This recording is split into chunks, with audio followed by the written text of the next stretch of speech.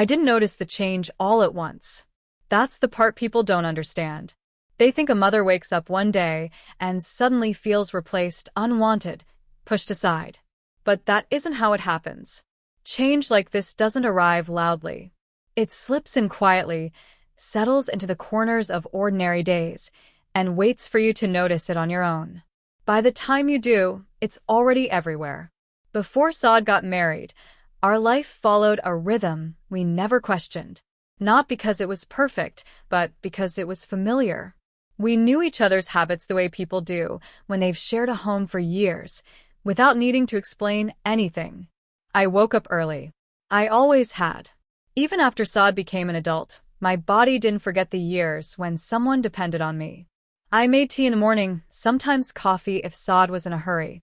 We sat at the kitchen table together, not always talking, but always present. Presence mattered more than conversation. Saad used to tell me things then. Not everything, he was a grown man after all, but enough. About work stress. About money. About the small disappointments that come with building a life. He didn't always ask for advice, but he liked knowing I was there, listening. I didn't think much of it at the time. I assumed this was how it would always be. When Saad told me about Sanaa, I was happy. Truly. Any mother who says otherwise is lying, to herself most of all. I wanted my son to love and be loved. I wanted him to have companionship, laughter, a partner who would stand beside him in ways I no longer could. Sanaa was kind from the beginning, thoughtful, respectful. She smiled easily and spoke gently, the way people do when they are careful not to offend. I noticed how Saad watched her, how his attention shifted toward her without effort, without guilt. I recognized that look. I had once been the person someone looked at that way. After the wedding, Sanaa moved into our home. Not abruptly, not forcefully. She entered our life the way she entered rooms, quietly, but with intention. At first, nothing seemed different. I told myself that often. Nothing has changed, I would think, watching them laugh together in the living room. This is just an adjustment. A new chapter. I stepped back a little. On purpose. I gave them space. I wanted Sanaa to feel comfortable, to feel like this was her home too. I remembered how fragile those first months of marriage can be, how easily a young couple can feel watched or judged. So I stayed quiet. If they planned something together, I didn't ask questions. If Saad seemed distracted, I didn't press him the way I once might have. I told myself this was maturity, grace. And for a while it worked. Then came the first moment I couldn't explain away. It was a small thing, almost insignificant. Saad came home from work later than usual, his shoulders heavy, his face tired in a way I recognized immediately. Once he would have sat down at the table and talked, complained a little, let the weight ease. Instead, he went straight to Sanaa. I watched from the kitchen doorway as he spoke to her in a low voice. She listened, her hand resting lightly on his arm. He sighed, the tension leaving his body in a way it used to when he talked to me. They didn't notice me standing there. That wasn't the painful part. The painful part was how natural it looked. Later that night, Saad joined me briefly in the kitchen while Sanaa was on the phone in the other room. You okay? I asked, pouring him some tea out of habit. Yeah, he said quickly. All good. His phone buzzed. He glanced at it and smiled without realizing he was doing it. I nodded and turned back to the sink. Nothing was said. Yet something had changed. Days passed. Then weeks. The changes became easier to spot once I stopped pretending they weren't there. Saad no longer came to me first. Sometimes he didn't come to me at all. Decisions were made that I heard about later, casually, as though they were unimportant. Sanaa rearranged the kitchen. Not in a rude way, just in a practical one. She cooked differently, organized differently, lived differently. I let her. I told myself this was what sharing a home looked like now. But there were moments, quiet, unguarded moments, when the truth surfaced. Like the day I made Saad's favorite meal. The one he used to ask for when he was tired or homesick, even as an adult. I didn't announce it. I didn't expect gratitude. I just cooked. When Saad came home, Sanaa smiled apologetically. We already ate, she said. We had plans and forgot to tell you. Saad looked at me. Sorry, Mom. I didn't realize. I smiled. Of course I did. I packed the food away later, alone in the kitchen. The smell lingered longer than it should have. That night, lying in bed, I stared at the ceiling and asked myself a question I wasn't ready to answer. When did my presence become optional? I wasn't angry at Sanaa. I wasn't even angry at Saad. That's what made it harder. They weren't doing anything wrong. They were building a life the way people are supposed to. I was the one standing still, holding on to a version of my son that no longer existed. The realization came slowly, like a truth your heart understands long before your mind accepts it. Saad hadn't stopped loving me. He had simply moved forward. And I was no longer moving with him. One evening, I watched them from the hallway, Saad and Sanaa sitting close together, laughing softly, sharing something I wasn't meant to hear. I felt a strange mix of emotions then. Pride. Sadness. Distance. I didn't interrupt. I went back to my room and closed the door quietly. That was when I finally admitted it to myself. Nothing had been said. No harsh words. No arguments. No rejection. Yet everything had changed. And I was the only one who seemed to notice. After I admitted the truth to myself, life did not suddenly become clearer. If anything, it became quieter. There's a strange loneliness that comes from knowing something others don't, or perhaps knowing something they don't feel the need to notice. Once I understood that my place in Saad's life had shifted, every ordinary moment began to carry weight. Conversations felt measured. Silences felt deliberate. Even kindness seemed to arrive with boundaries. I didn't resent those boundaries. I just didn't know where to stand anymore. Mornings changed first. They always do. I still woke up early, out of habit more than need. The house, however, no longer responded to me the same way. Saad and Sanaa had their own routine now, late mornings when they could afford them, quiet breakfasts together behind closed doors, whispered conversations I passed by without hearing. I began making my tea alone. At first, I told myself I enjoyed the quiet. And sometimes I did. But there's a difference between chosen solitude and the kind that settles in without asking permission. One morning, Saad walked into the kitchen while I was rinsing my cup. "Morning, Mom," he said, distracted, already scrolling through his phone. Good morning, I replied. He hesitated, as though remembering something important. "We're thinking of moving some furniture around this weekend," he said, "just to make the living room feel more ours." Ours. The word landed gently, but firmly. "That's fine," I said. "Do whatever makes you comfortable." He smiled, relieved, as though my approval had been a box he needed to check before continuing his day. Then he left, the moment already behind him. I stood there longer than necessary, my hands resting on the counter, staring at nothing. I wasn't losing my home. I was losing my role. Sanaa tried, I'll give her that. She checked in with me, asked if I needed anything, invited me to join them occasionally, always politely, always respectfully. But there was an invisible wall I couldn't cross. Not because she built it, but because it wasn't meant for me. One afternoon, she sat beside me on the couch. "I hope you don't feel left out," she said carefully. I looked at her then, really looked at her. She was sincere, nervous even, trying to say the right thing without stepping into territory she didn't fully understand. "I don't," I said. And that was true. At least it felt true in that moment. What I didn't say was this. Feeling left out would have meant I still expected to belong. Saad, on the other hand, didn't notice anything at all. And that hurt more than I expected. He assumed my silence meant comfort, that my stepping back was proof of acceptance. He didn't see the difference between letting go and being pushed aside gently enough not to protest. One evening, he came home excited. "Sanaa and I are planning a short trip," he said, dropping his keys onto the table. "Just a few days. A break." "That sounds nice," I replied.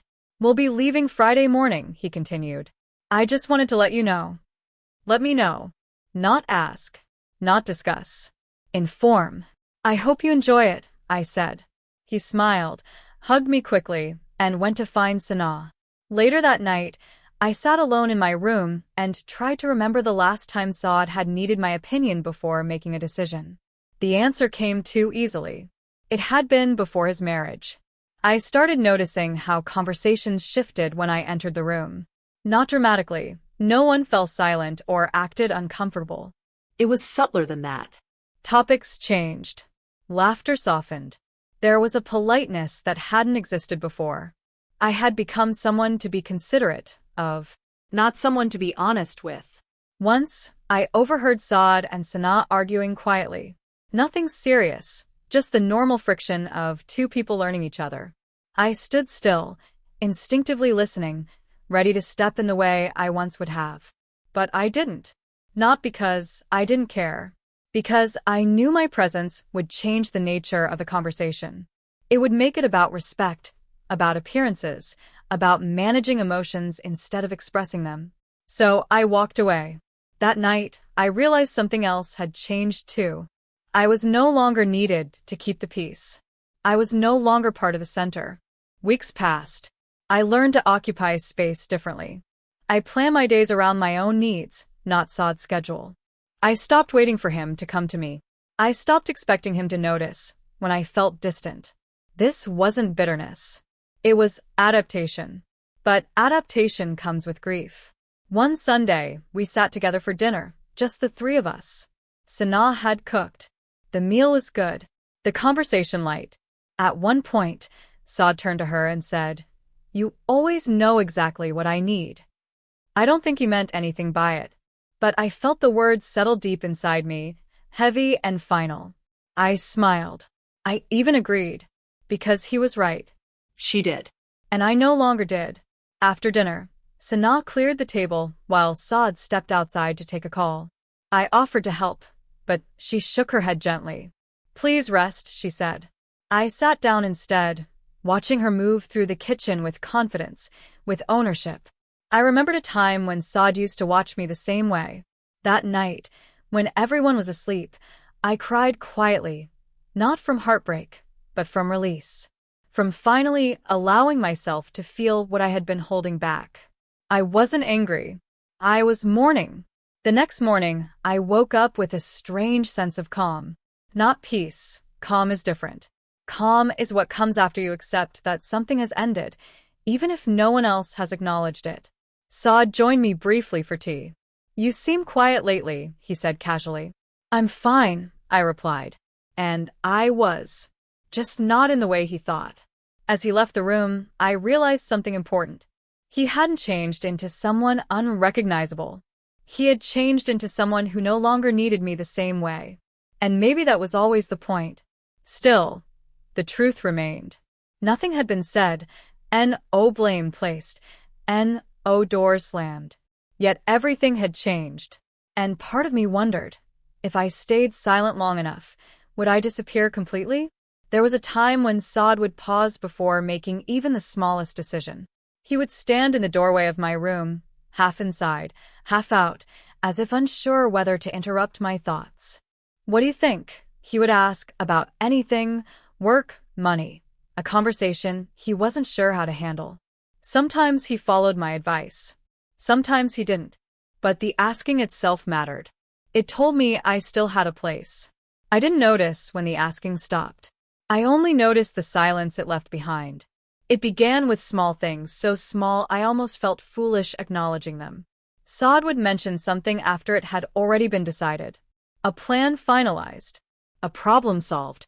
I would nod, smile, respond appropriately, and tell myself this was normal. He was married now. Of course his life would change. But change has layers. And this one went deeper than logistics. One afternoon, I overheard Saad on the phone in the hallway. He was speaking softly, carefully choosing his words. "I don't know," he said. "Sana thinks it might be better if we wait." There was a pause. "Yeah, I agree."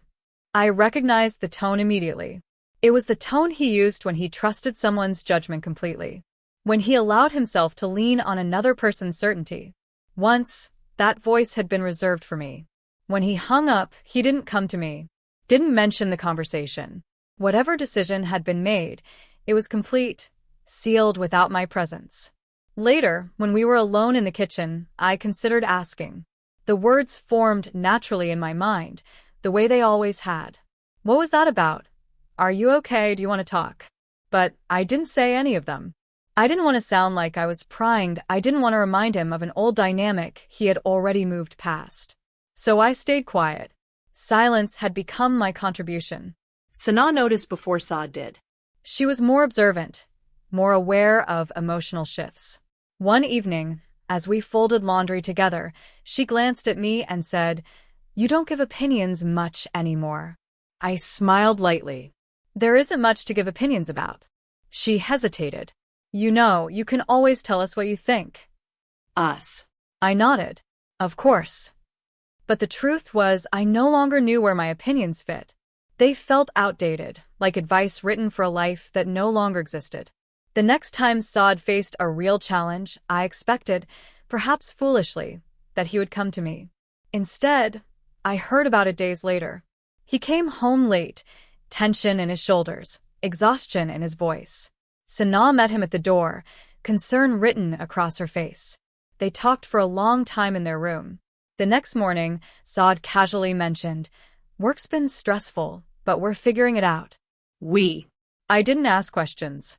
But that night, alone in my room, I felt something inside me finally loosen, not break, just release.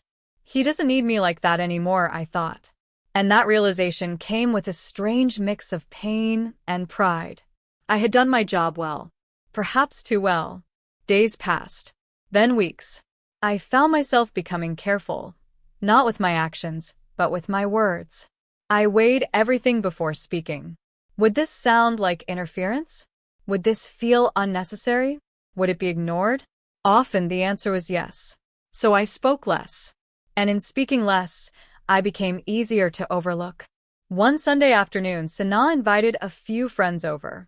I helped quietly, arranged snacks, cleaned the living room, stayed in the background. I wasn't asked to join them, but I wasn't excluded either. I hovered in that in-between space that feels polite on the surface and isolating underneath. At one point, Saad laughed loudly at something Sana said. I caught the sound from the kitchen and froze for a moment, a memory rising unexpectedly. I remembered him laughing like that with me. Long ago, when life was simpler. When his joy still turned in my direction. That laughter didn't belong to me anymore. And I didn't know what to do with that knowledge. Later that evening, after everyone had left, Saad found me sitting alone. "You could have joined us," he said casually. "You don't have to stay away." "I wasn't staying away," I replied gently. "I was just giving you space." He nodded, accepting the explanation without thinking much of it. That was the problem. He didn't think much of it. Because he didn't need to. The next shift came quietly, but unmistakably.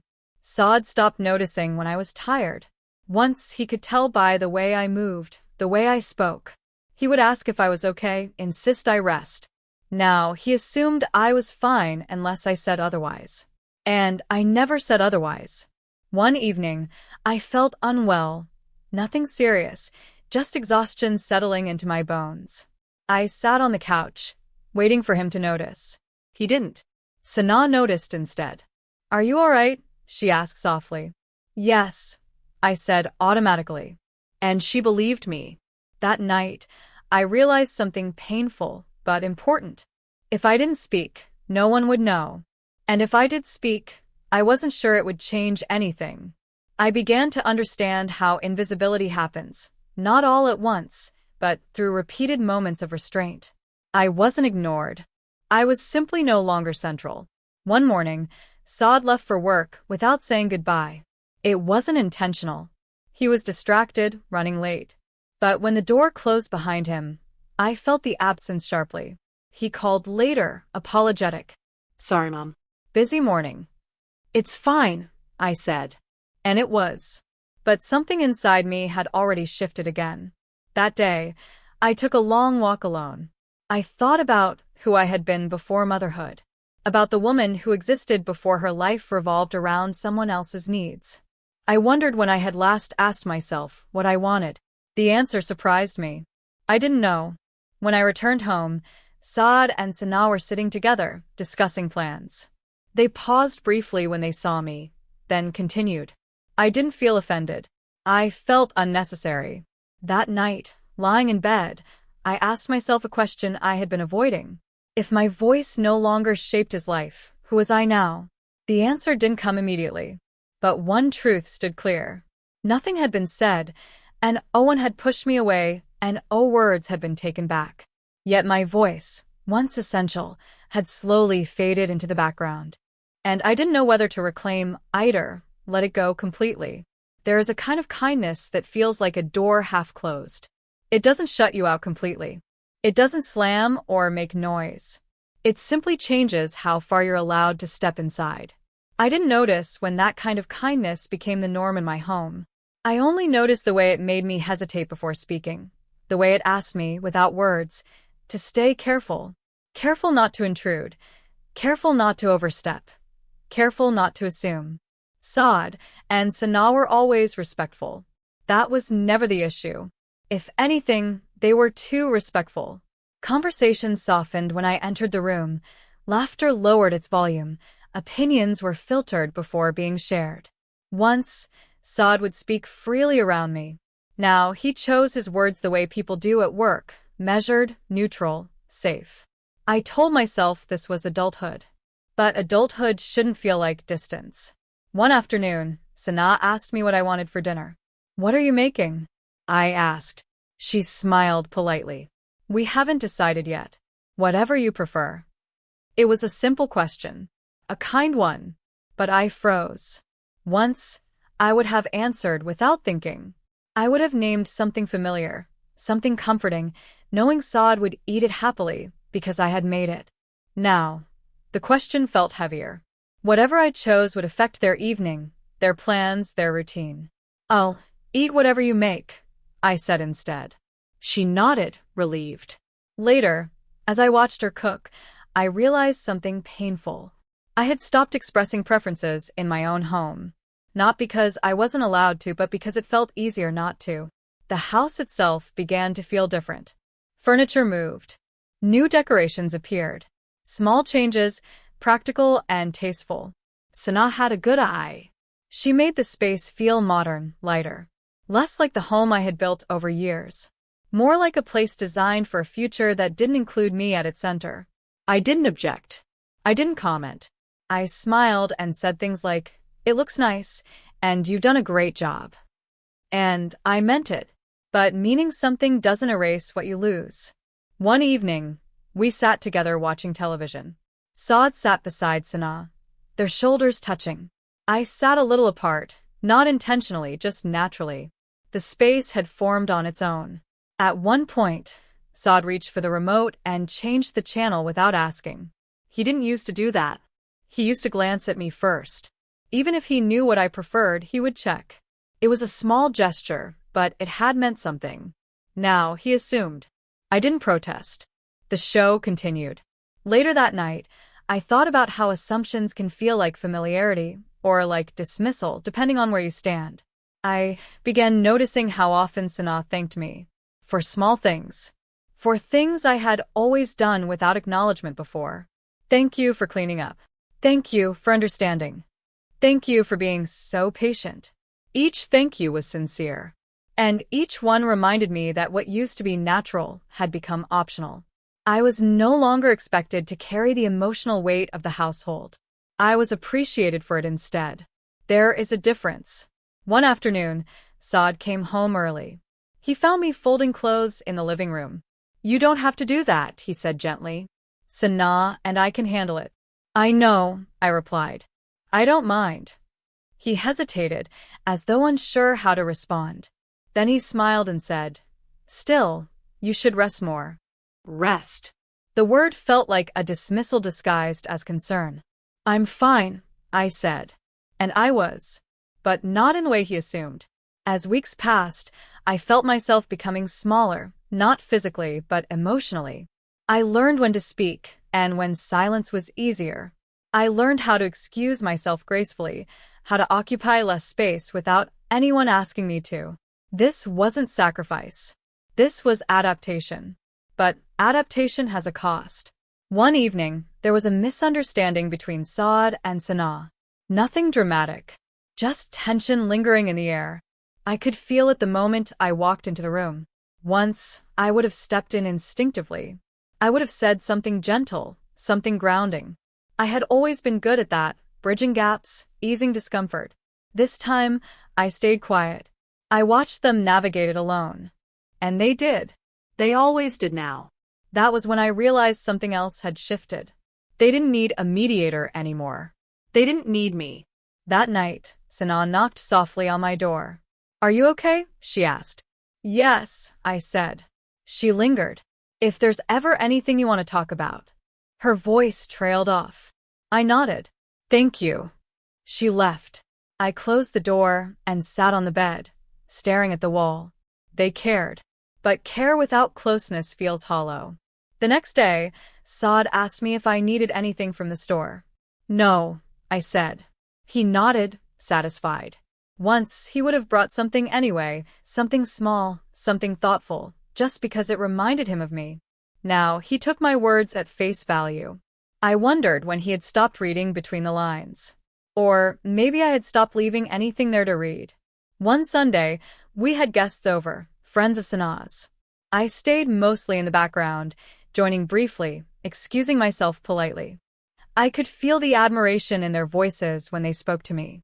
"You're so understanding. You give them so much space. You're very modern." I smiled.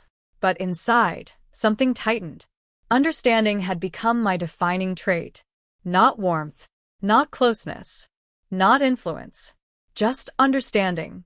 That night, after everyone left, Saad thanked me.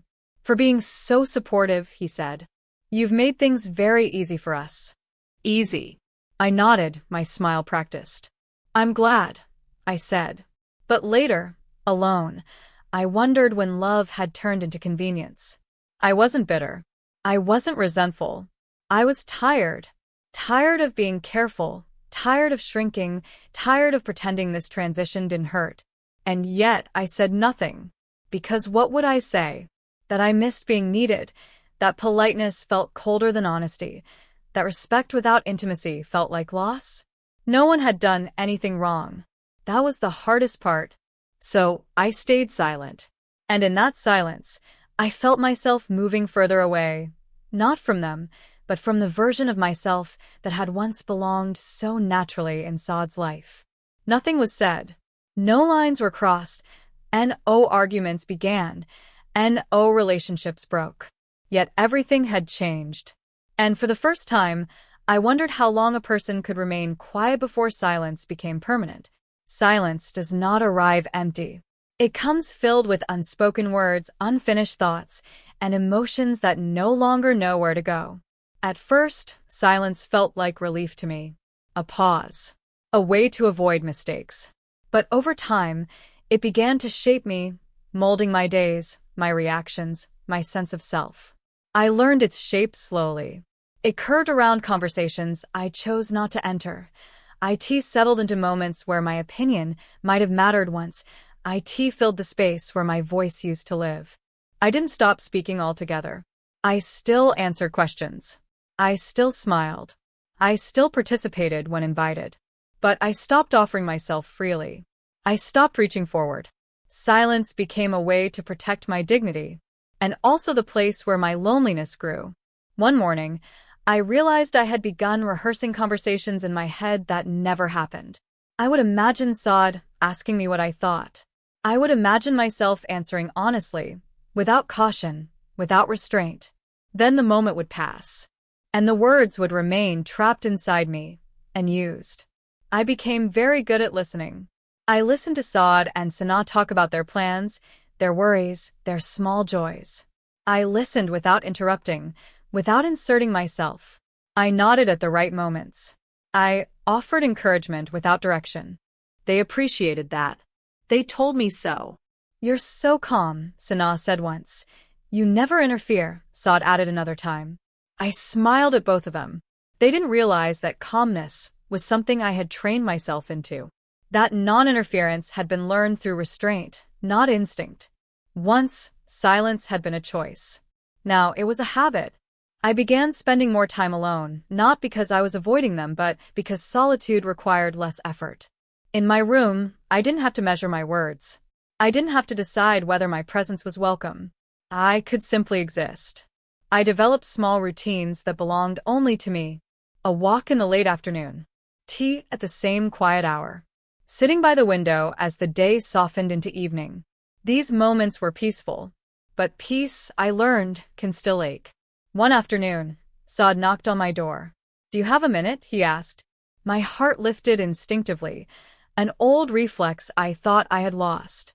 "Of course," I said. He came in and sat across from me, his posture polite, composed.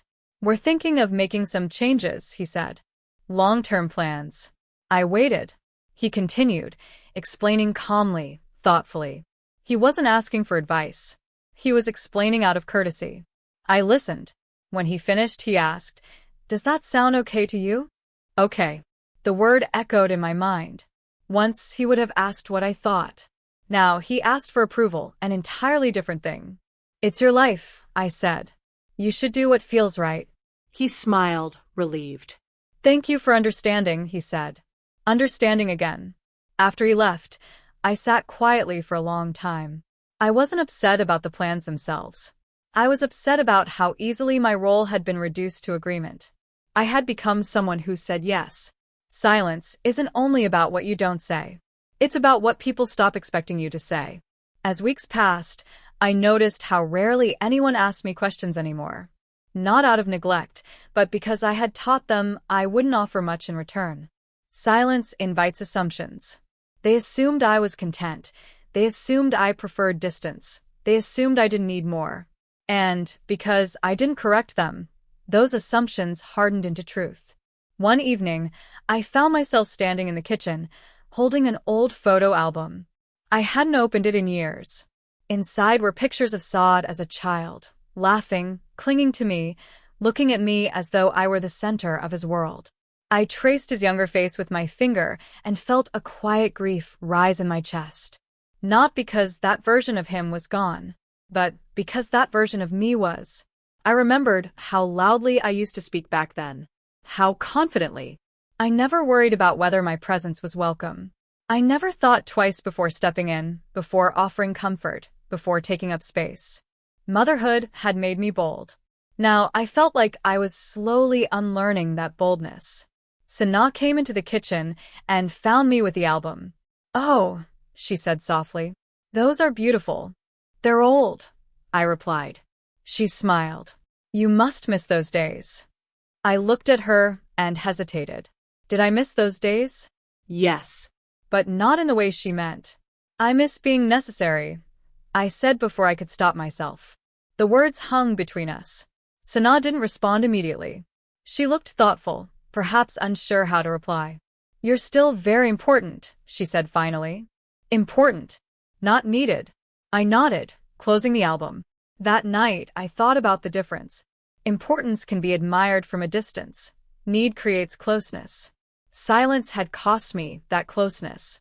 Another realization came unexpectedly. I had stopped sharing my own life. My worries. My memories. My thoughts.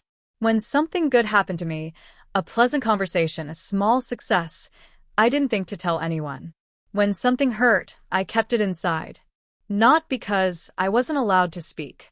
It was because love, when it loses access, learns to stay out of the way. One afternoon, Saad came home frustrated. I could hear it in the way he set his bag down, in the heaviness of his steps. My instinct was immediate, deeply ingrained. I stood, ready to ask if he was okay. But Sana reached him first. They spoke quietly in their room. I returned to my chair. Later, Saad emerged calmer, the tension gone. "Everything all right?" I asked gently. "Yes," he said. Sana helped me sort it out. I smiled. And meant it. But that night, I felt the familiar ache. The one that reminded me I was no longer the place he brought his worries to rest. Love had shifted direction. And I had stepped aside without protest. As weeks passed, I found myself observing rather than participating. I noticed how they communicated, how they understood each other's moods, how they anticipated needs without explanation. They had built a language of their own. I wasn't fluent in it. Once, during dinner, Saad and Sanaa exchanged a look and laughed. I asked what was funny. Nothing, Saad said quickly. Just an inside joke. Inside. I nodded, smiling, pretending not to feel the word close around me like a boundary. I wasn't excluded on purpose. But I wasn't included either. I loved them both enough not to demand space that no longer belonged to me. And yet, love without presence feels incomplete. One evening, I found myself sitting alone on the porch, watching the light fade from the sky. The quiet felt different now, not empty, but distant. As though I were observing life, rather than living inside it. I thought about the future, about how this distance might grow as years passed. About grandchildren who might love me but not rely on me. About milestones I would witness rather than shape. The thought didn't frighten me. It saddened me. Saad joined me briefly outside. You should come inside, he said. It's getting cold. I will in a minute, I replied. He nodded and went back in. He didn't sit with me. And I didn't ask him to. That was how things worked now. I began to understand something important. Loving from the outside requires restraint. It means celebrating happiness you aren't part of. It means accepting decisions you didn't influence. It means caring deeply without expecting intimacy in return. It is a quiet, disciplined love. And it can be exhausting. One day, Sanaa asked me if I ever felt lonely. The question surprised me. I'm used to my own company, I said. She nodded thoughtfully. Still, if you ever need anything, please tell us. Need. The word felt foreign in my mouth now. I will, I said. But I wasn't sure I knew how. I had trained myself out of needing them. That night, I lay awake thinking about how easily love transforms. How it doesn't disappear, it simply changes shape. Once, my love for Saad was active, involved, guiding. Now, it was observant, restrained, patient. I loved him just as much. Perhaps more. But love without access feels like watching someone through glass, clear, close, and unreachable. The next morning, I watched Saad and Sanaa leave together, their conversation light, their movements synchronized. The door closed behind them, and the house fell silent. I didn't feel abandoned. I felt peripheral. And in that quiet, I admitted something to myself for the first time. I missed being inside their life. Not controlling it, not directing it, just sharing it. Nothing had been said, an boundary drawn aloud, an role defined. Yet everything had changed, and I had learned how to love them from the outside, even as I wondered how long I could do so without losing myself entirely. The day I almost spoke began like any other. That was what made it dangerous. Nothing prepares you for the moment when everything inside you rises at once. Not anger, not accusation, but truth. The kind of truth that has waited patiently, growing heavier with every silence you've chosen, every word you've swallowed. That morning, the house felt unusually tense. Not loud, not openly strained, just tight in the way air feels before rain. Saad was distracted. Sanaa was quiet. I noticed immediately. I always did. Once, I would have asked what was wrong before either of them had time to sit down. I would have named the tension, softened it, pulled it into the open where it could breathe. This time, I watched. They spoke in fragments, paused too often, avoided each other's eyes. Whatever had happened between them was unresolved. And for the first time in a long while, it wasn't resolved quickly. At breakfast, Sanaa pushed her food around her plate. Saad checked his phone repeatedly, jaw clenched. They spoke only when necessary. I felt it then, a stirring inside me. That old instinct. The one that had guided me through years of family life, of conflict and compromise. I knew how to help. And that knowledge felt like a burden. After Saad left for work, Sanaa remained at the table. She stared into her cup of coffee as though it might answer something for her. I waited. Finally, she looked up. Did I do something wrong? She asked quietly. The question wasn't really for me. But I was the only one there. No, I said carefully. Why do you ask? She hesitated. Saad's been distant since last night. I knew what had happened. I had overheard it. The night before, Saad had come home frustrated. Not angry, disappointed. Sanaa had made a decision without telling him first. A small one. But small decisions often reveal larger fears. They had argued, not loudly, but intensely. Words chosen carefully, but still sharp enough to cut. I had stood in the hallway, listening, and I had known exactly what to say. Now, Sanaa looked at me, waiting. This was the moment. I could have spoken. I could have said what I knew, about Saad's pride, about his need to feel included, about how silence from him meant hurt, not punishment. I could have offered perspective, softened her worry, eased the tension before it hardened into distance. I had done this countless times before. My mouth opened, and then I stopped, because something else rose inside me, fear, perhaps, or exhaustion. Or the realization that stepping in now would undo all the distance I had carefully learned to maintain. If I spoke, I would be involved again. If I spoke, I would matter again. And if I mattered again, I would risk losing that place all over. I think you should talk to him, I said instead. It was the safest answer. Sanaa nodded, though I could tell it didn't fully satisfy her. Yes, she said. You're right. She stood and went to her room. I remained at the table, my hands folded tightly in my lap. I had almost spoken. The weight of that almost followed me throughout the day. When Saad returned that evening, the tension hadn't lifted. They moved around each other carefully, avoiding conflict but not resolving it either. Dinner was quiet. Too quiet. At one point, Saad sighed heavily. Sanaa looked down. The silence thickened.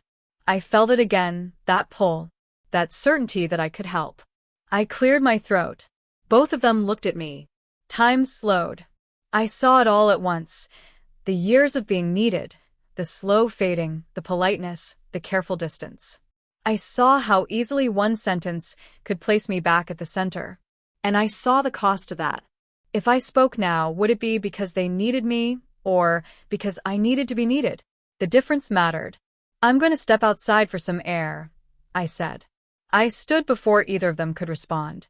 The door closed behind me, and the night wrapped around me gently. Outside, the air was cool, quiet, honest. I sat down, my heart racing, not from confrontation, but from restraint. I had chosen silence again. But this time, it didn't feel like protection. It felt like loss. Later that night, I heard their voices soften. The argument resolved on its own, slowly, imperfectly, but sincerely. They found their way back to each other without me. That should have comforted me. Nothing prepares you for the moment when everything inside you rises at once. Not anger, not accusation, but truth. The kind of truth that has waited patiently, growing heavier with every silence you've chosen, every word you've swallowed. That morning, the house felt unusually tense. Not loud, not openly strained, just tight in the way air feels before rain. Saad was distracted. Sanaa was quiet. I noticed immediately. I always did. Once, I would have asked what was wrong before either of them had time to sit down. I would have named the tension, softened it, pulled it into the open where it could breathe. This time, I watched. They spoke in fragments, paused too often, avoided each other's eyes. Whatever had happened between them was unresolved. And for the first time in a long while, it wasn't resolved quickly. At breakfast, Sanaa pushed her food around her plate. Saad checked his phone repeatedly, jaw clenched. They spoke only when necessary. I felt it then, a stirring inside me. That old instinct. The one that had guided me through years of family life, of conflict and compromise. I knew how to help. And that knowledge felt like a burden. After Saad left for work, Sanaa remained at the table. She stared into her cup of coffee as though it might answer something for her. I waited. Finally, she looked up. Did I do something wrong? She asked quietly. The question wasn't really for me. But I was the only one there. No, I said carefully. Why do you ask? She hesitated. Saad's been distant since last night. I knew what had happened. I had overheard it. The night before, Saad had come home frustrated. Not angry, disappointed. Sanaa had made a decision without telling him first. A small one. But small decisions often reveal larger fears. They had argued, not loudly, but intensely. Words chosen carefully, but still sharp enough to cut.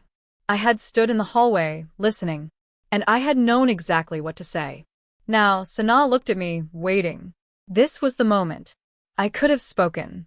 I could have said what I knew, about Saad's pride, about his need to feel included, about how silence from him meant hurt, not punishment. I could have offered perspective, softened her worry, eased the tension before it hardened into distance. I had done this countless times before. My mouth opened, and then I stopped, because something else rose inside me, fear, perhaps, or exhaustion. Or the realization that stepping in now would undo all the distance I had carefully learned to maintain. If I spoke, I would be involved again. If I spoke, I would matter again.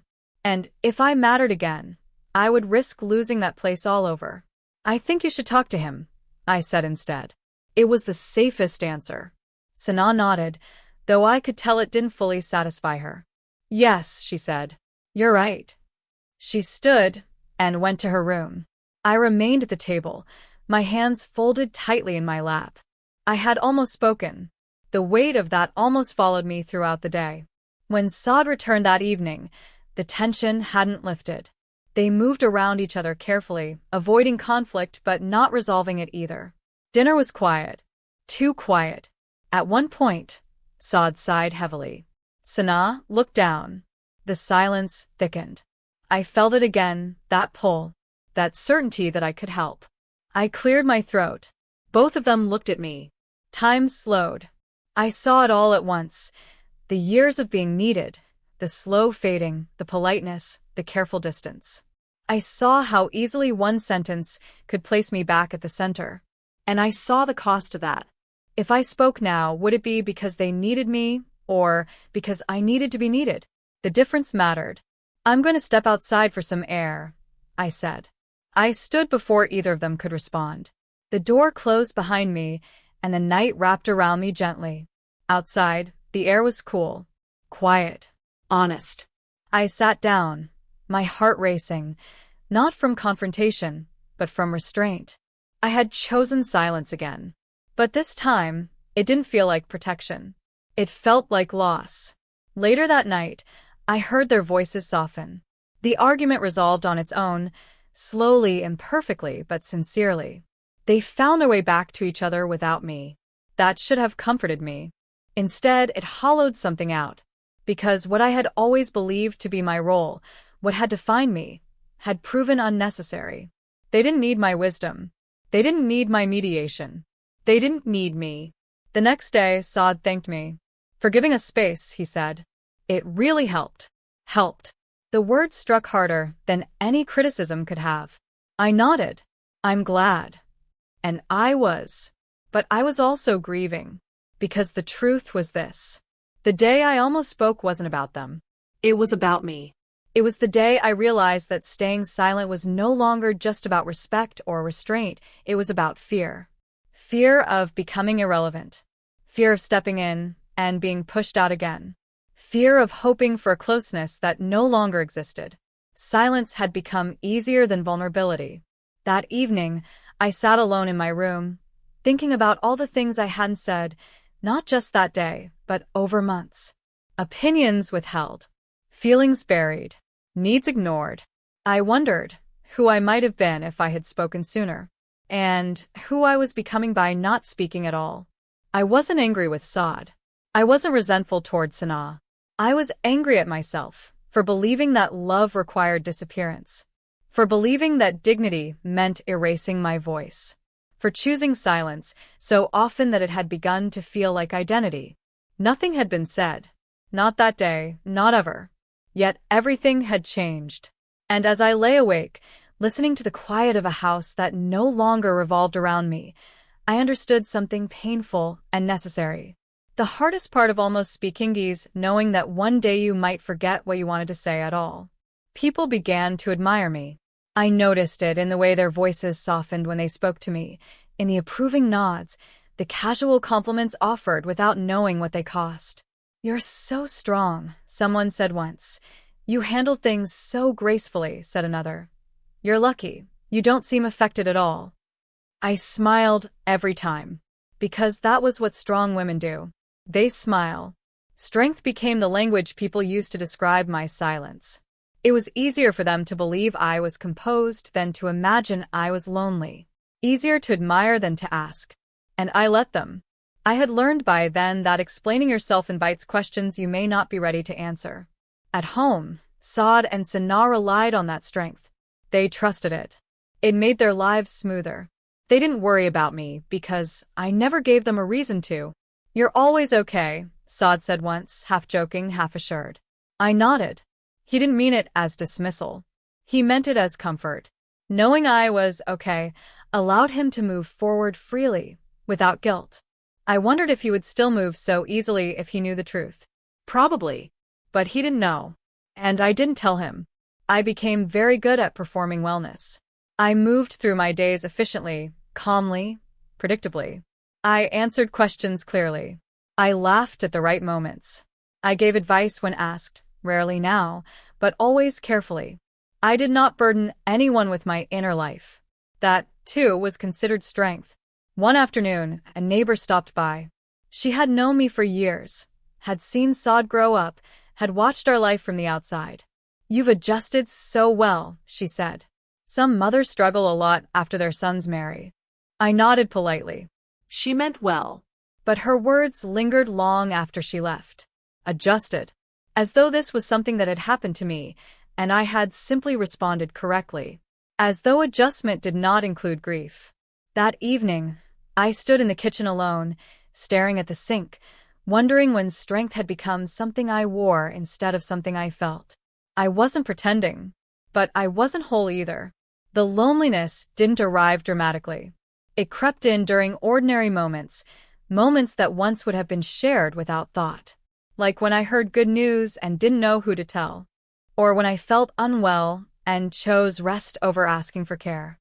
Or when I laughed at something alone, realizing there was no one nearby who would understand why it was funny to me. Loneliness isn't always about being alone. Sometimes it's about being unseen. Sana once told her friends, within my hearing, she's incredibly independent. She doesn't need much. I didn't correct her. Independence sounded admirable. But what she meant, what everyone meant, was that I had learned not to ask. There is a quiet danger in being dependable. People stop checking in. They stop asking if you're tired. They stop noticing when your voice changes. They assume silence means stability. I felt it one evening when I nearly fainted from exhaustion. Nothing serious, just my body reminding me that I was human. Saad noticed me sit down suddenly. "Are you okay?" he asked, concerned. "Yes," I said quickly. "Just a little dizzy." He frowned. "You should tell us when you don't feel well." I nodded. But we both knew I wouldn't. Because telling would mean needing. And needing would disrupt the balance we had carefully created. I had become the quiet foundation beneath their life. Foundations are not meant to be noticed. At night, when the house was asleep, I allowed myself small moments of honesty. I sat by the window. I wrote in a notebook I kept hidden. I cried sometimes, not loudly, not often, but enough to remind myself I was still capable of feeling deeply. Those tears were private. Strength had taught me that vulnerability was something to practice alone. I began thinking more about who I was beyond motherhood, about the woman I had been before my life revolved around raising someone else. That woman felt distant now, almost unfamiliar. I wondered if she would recognize me, this quieter version, careful with words, fluent in restraint. And I wondered whether strength had saved me or slowly isolated me. One Sunday afternoon, Saad and Sana were out. The house was unusually silent. I sat in the living room, surrounded by furniture chosen without my input, routines that no longer depended on me. I realized something then that startled me. If I were gone for a day or two, they would manage just fine. They might notice my absence, but they wouldn't feel lost. That realization didn't hurt the way I expected. It clarified. I wasn't central anymore. And strength had helped me survive that truth, but it had also ensured I faced it alone. Later that evening, Sana returned cheerful, full of stories. Saad listened attentively, engaged, present. I watched them from across the room. I loved them. That had never changed. But love had become quiet, distant, observational. I wondered if this was what aging looked like, not physically, but emotionally. Watching the world move forward without needing your guidance. One of Sana's friends once said to me, "You're lucky. You have no drama." I smiled. She mistook peace for absence. I didn't correct her, because explaining loneliness to someone who sees strength often sounds like ingratitude. And I had learned not to explain myself. Nothing was said. No confession offered. No weakness shown. No need expressed. Yet everything had changed. Strength had protected me from conflict. Strength had earned me respect. And strength, quietly, steadily, had left me alone with my thoughts, my memories, and a version of myself no one else seemed to see. As I prepared for bed that night, I looked at my reflection longer than usual. I saw composure. I saw dignity. And behind both, I saw a woman who had learned how to survive change without complaint. But I also saw someone who wondered, if she stopped being strong for just a moment, would anyone know how to hold her? The house had grown quieter over the years, not in noise, but in expectation. I had learned that my presence no longer shaped the course of conversations, decisions, or plans. I had grown adept at observing, supporting, and retreating when necessary. Strength had kept me safe, yes. But isolation had begun to settle like dust in the corners of my days. It was during one of these quiet afternoons that I realized something important. I could choose a different kind of belonging. It began simply, almost imperceptibly. A cup of tea taken on the porch, not because anyone asked me to rest, but because I wanted to feel the sun warm my hands. A walk around the block, unhurried, noticing the things I used to love, but had neglected in favor of family routines. The sound of the neighborhood children playing, the distant bark of a dog, the hum of daily life continuing outside my home, it all felt familiar, yet untouched by anyone else's needs. For the first time in years, I allowed myself to notice the small joys of my own existence.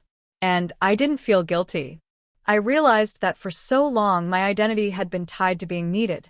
Saad's needs, Sana's comfort, the smooth operation of our home.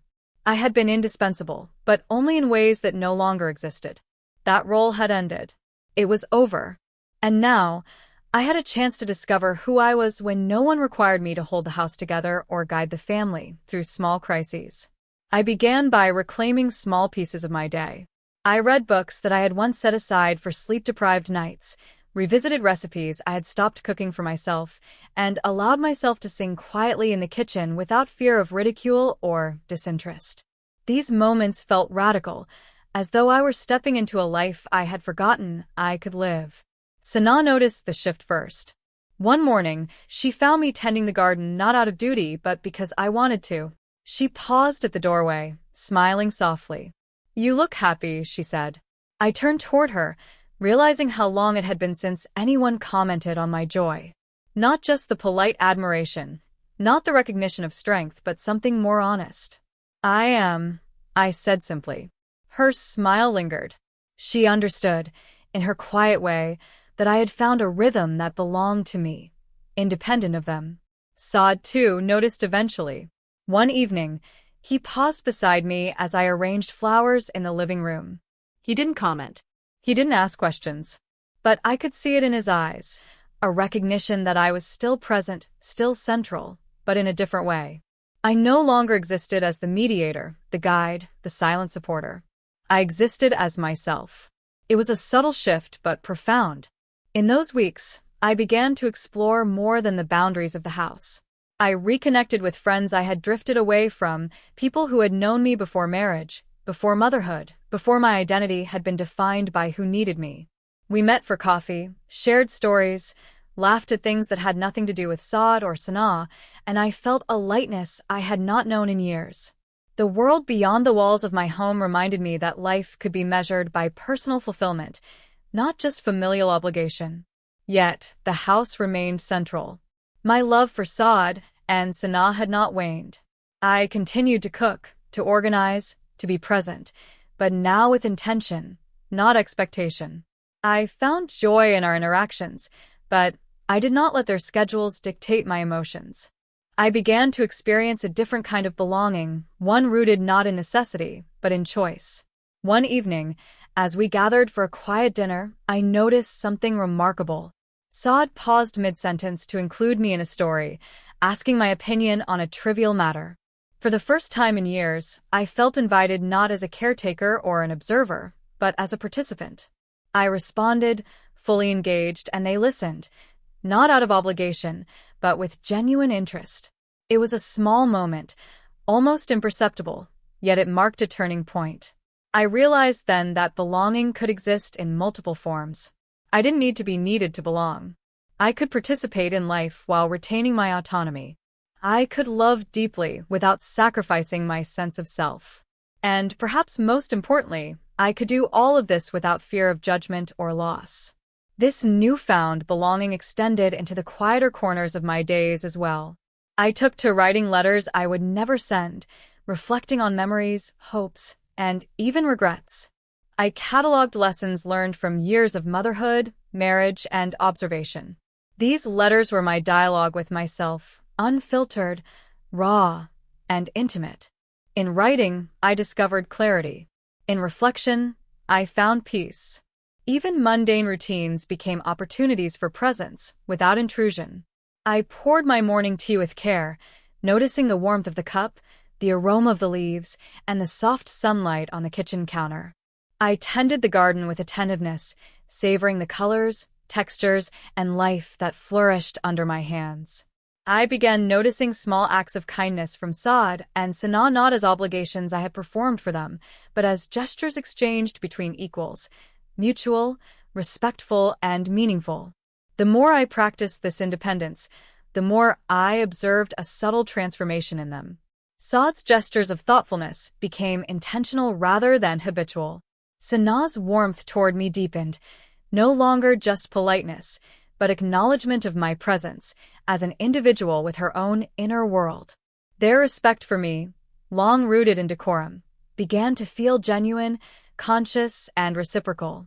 One afternoon, as we shared coffee in the living room, Sanaa reached out, touching my hand gently. "You know," she said softly, "I admire how you've kept your balance all these years." I smiled. "I've learned from necessity." She laughed lightly. No. "You've learned from strength." The distinction was subtle, but it resonated. Strength and resilience had long defined me, but now balance, personal, emotional, and relational, emerged as its own form of power. I understood then that my silence, my patience, and my withdrawal had served a purpose. They had allowed me to witness the evolution of our household, the growth of Saad and Sanaa as partners, and the maturation of my own identity. Silence had been a teacher, loneliness a companion, and restraint a tool. And now, emerging from that crucible, I was learning to embrace a new paradigm, belonging not through necessity, but through choice. Even love transformed. I no longer measured it in actions performed or advice given. I measured it in presence felt, in attention offered freely, in engagement without expectation. I loved Saad and Sanaa fully, yet independently. I could celebrate their joys without losing myself. I could care deeply without dissolving into their lives. And that, I realized, was the true meaning of enduring love, the ability to remain whole while giving generously. By the end of the week, I noticed subtle changes in myself I had not expected. I laughed more freely, no longer calculating each expression. I spoke when I wished, unguarded, without the fear of overstepping. I allowed myself small indulgences, like reading a favorite novel while the world moved around me, or taking a quiet walk in the park just to watch the light shift through the trees. Independence and presence had merged into something I had not imagined possible, a sense of belonging that was self-determined. The house, too, reflected this change. Where once I had moved quietly to avoid notice, now I inhabited the space openly, choosing where to place myself, how to organize my time, and when to participate. Saad and Sanaa adapted naturally. They did not resist, They simply included me differently, recognizing my agency, honoring my choices, and acknowledging my presence not as an obligation, but as a valued part of the household's ecosystem. That night, as I sat by the window, watching the stars emerge, I felt a profound sense of peace. The days of quiet resignation had ended. The years of patient observation had borne fruit. I had learned the shape of silence, the weight of restraint, and the beauty of loving from the outside. Now, I understood that belonging did not require constant action, unyielding presence, or endless guidance. It required authenticity, agency, and a willingness to exist fully in one's own right. And in that moment, I realized something essential. Nothing had been said aloud, and formal acknowledgement had occurred, and ceremonies marked this shift. Yet everything had changed. I had found a different kind of belonging, one rooted not in expectation or necessity, but in conscious choice, in self-respect, and in the quiet confidence that comes from knowing your place in the world, even if it is no longer the same as it once was. And for the first time in many years, I felt whole. Time has a way of teaching lessons quietly, without ceremony or grand gestures. For years, I had lived in the shadows of my own home, observing silently, restraining my voice, and learning the delicate art of being present without being needed. I had felt invisible, polite, and contained, watching the life I helped build flourish around me without me at its center. Yet now, looking back, I understand that nothing in that silence was wasted. Every quiet moment, every withheld word, every carefully measured step had prepared me for this. The house no longer feels like a place where I must shrink to fit. It has become a space where I belong, not because I am required, not because I have control, but because I exist fully, authentically, and unapologetically. Saad and Sanaa have grown, as all young couples do, into their shared life. And I have grown too, not as their guide or their mediator, but as myself. A woman who loves fiercely, listens deeply, and lives independently while remaining close in heart. There is joy in this freedom, a quiet, enduring joy. I can share in their happiness without needing to manage it. I can celebrate their successes, console their frustrations, and laugh at their private jokes, knowing that my presence is valued, not obligatory. And I have discovered new ways to create joy for myself, simple pleasures, reflective moments, connections with friends long neglected, and the luxury of speaking my mind without fear. I am present in their lives, but I am also present in my own. One evening, Saad and Sanaa invited me to sit with them in the living room. The air was warm, the light soft, the conversation natural. They asked my opinion not out of duty, but out of respect. They shared their excitement and frustrations, and I responded openly. Our words flowed freely, not because of obligation, but because connection had been rebuilt, not the same as before, but stronger and more genuine.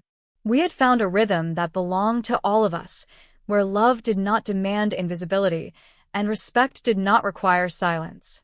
I realized that belonging comes in many forms. It does not always mean being at the center. It does not always mean being needed at every turn. True belonging comes from acceptance of oneself, of others, and of the quiet evolution of relationships over time. I have learned to cherish the love that exists in observation, in choice, and in freedom. I have learned that my presence is enough, even when my role has changed. The house is full of laughter again, soft conversations, the occasional gentle debate, but now I am part of it on my own terms. I feel light and steady, knowing that love can endure without possession, care can flourish without control, and joy can be shared without losing oneself. My heart is full, not because I am needed, but because I have chosen to love freely, live fully, and embrace the life I have shaped for myself, alongside the family I adore. If you're feeling this story, hit subscribe, comment, and likes for more emotional life reflections. Nothing was ever said to mark this transformation. There was no announcement, no declaration, no ceremony. Yet everything had changed. And in that quiet, profound shift, I finally understood the beauty of life lived with dignity, love, and joy.